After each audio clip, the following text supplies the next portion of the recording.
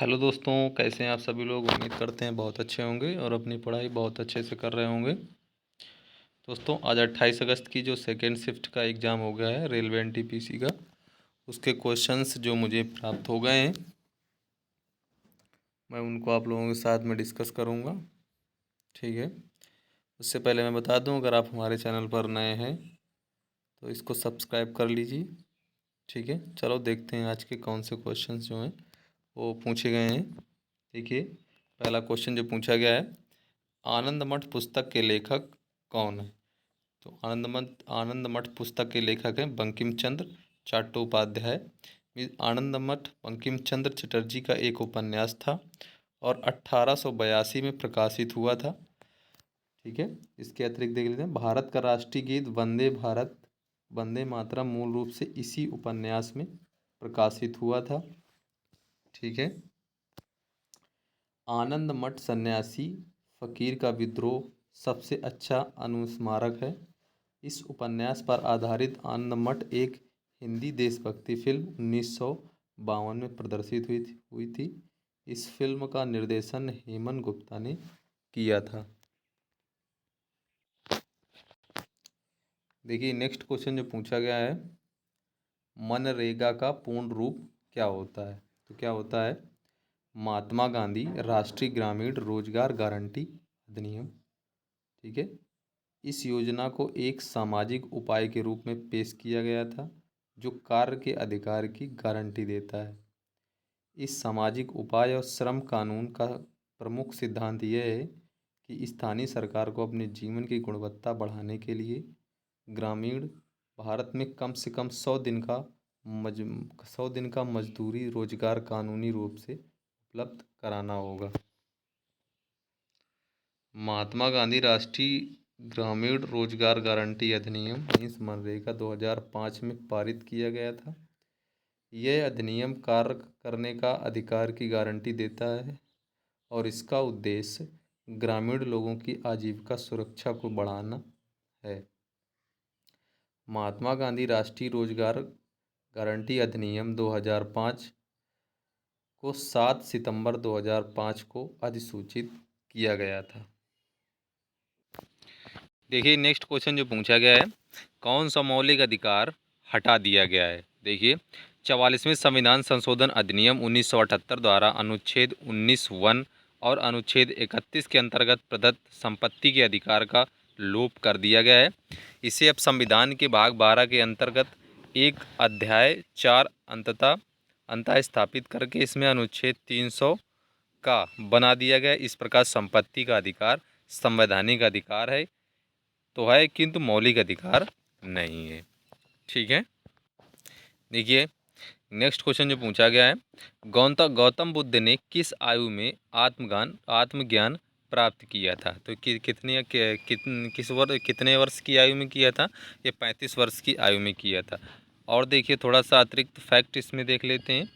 बौद्ध धर्म के प्रवर्तक गौतम बुद्ध का जन्म कपिलवस्तु के समीप लुम्बिनी वन में 563 ईस्वी पूर्व में हुआ था।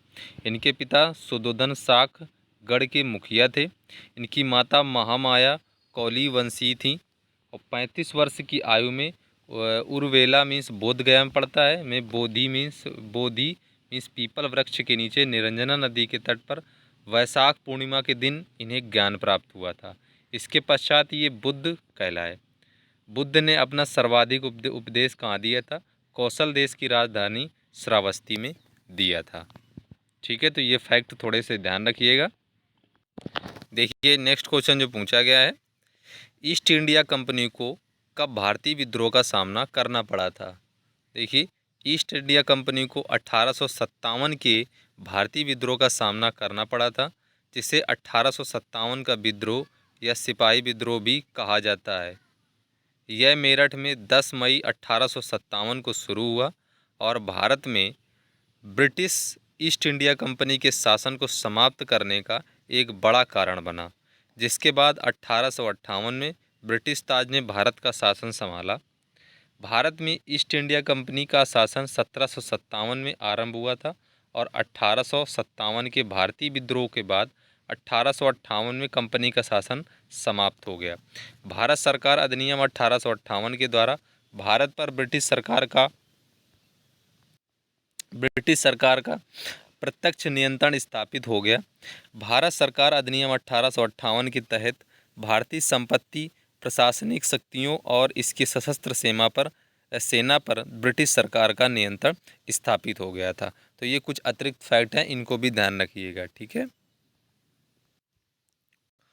देखिए नेक्स्ट क्वेश्चन जो पूछा गया है, बादल मीन्स निहारिका जो सौर मंडल की उत्पत्ति का आधार बने, किस परिकल्पना से संबंधित है। तो ये किस परिकल्पना संबंधित है, निहारिका परिकल्पना से संबंधित है। इसका थोड़ा सा देख लीजिए। निहारिका परिकल्पना के अनुसार सौर मंडल का निर्माण गैस और धूल के घूमते हुए बादल से हुआ है, जो गुरुत्वाकर्षण संकुचन के कारण तारे और ग्रहों में परिवर्तित हुए हैं। बिग बैंग परिकल्पना पूरे ब्रह्मांड की उत्पत्ति से संबंधित है, न कि विशिष्ट सौरमंडल के निर्माण से। ठीक है, देखिए नेक्स्ट क्वेश्चन जो पूछा गया है, what is the rank of India in the climate change performance index 2025 published by German watch, new climate institute and climate action network international.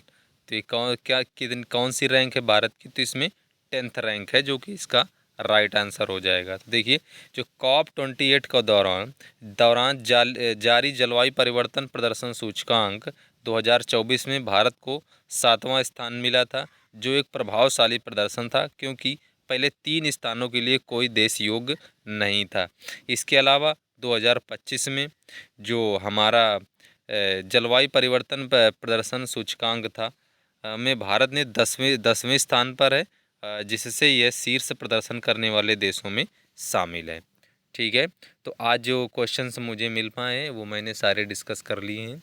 ठीक है, अगर अभी और भी क्वेश्चंस पूछे गए हैं जो नहीं मिल पाए हैं, वो आप लोग हमको बता दीजिएगा, मतलब कमेंट में ज़रूर बता दीजिए कौन से क्वेश्चंस पूछे गए हैं।